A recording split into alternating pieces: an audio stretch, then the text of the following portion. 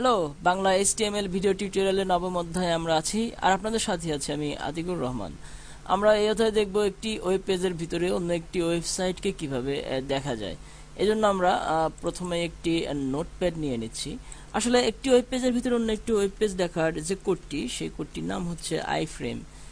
তো আইফ্রেম লেখার পরে আমাদের সার্চ দিয়ে দিতে হবে। সার্চ দিয়ে আমাদের যে কোনো একটি ওয়েবসাইটের বা ওয়েব পেজের লিঙ্ককে এখানে আমাদের লিখে দিতে হবে। আমাদের পুরো লিঙ্কটুকুকে যে http দিয়ে //www.ওয়েব অ্যাড্রেসটি আমাদের একটা ওয়েব অ্যাড্রেস দিয়ে দিচ্ছি currentinfo24.com।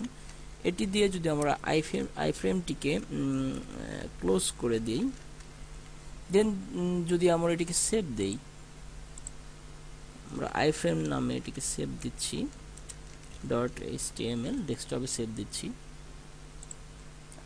আমাদের ডেস্কটপে গিয়ে যদি আমরা দেখি, তাহলে দেখতে পাবো আমাদের একটি যে ওয়েব পেজের লিঙ্ক দেওয়া হয়েছে, এই ছোট্ট বক্সের ভিতরে সেই ওয়েব পেজটি লোডিং হবে।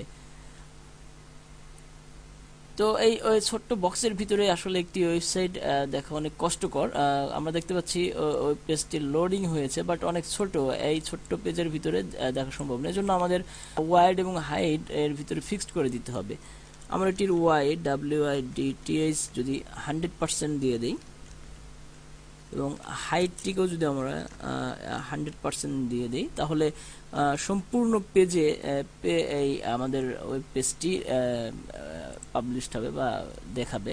আর সেভ দিয়ে যদি আমি ব্রাউজারটিকে রিফ্রেশ দিই, তাহলে আমরা দেখতে পাবো সম্পূর্ণ পেজ জুড়ে আমাদের নির্দিষ্ট লিঙ্ক দেওয়া ওয়েব পেজ বা ওয়েবসাইটটি আমাদের দেখাবে ব্রাউজারটি। হ্যাঁ, এখন আমরা দেখতে পাচ্ছি সম্পূর্ণ পেজ জুড়ে আমাদের নির্দিষ্ট লিঙ্ক দেওয়া ওয়েবসাইটটি দেখাচ্ছে। সো এইভাবে আমরা একটি HTML ডকুমেন্টের মাধ্যমে একটি ওয়েব পেজের ভিতরে অন্য একটি ওয়েবসাইটকে দেখতে পারি।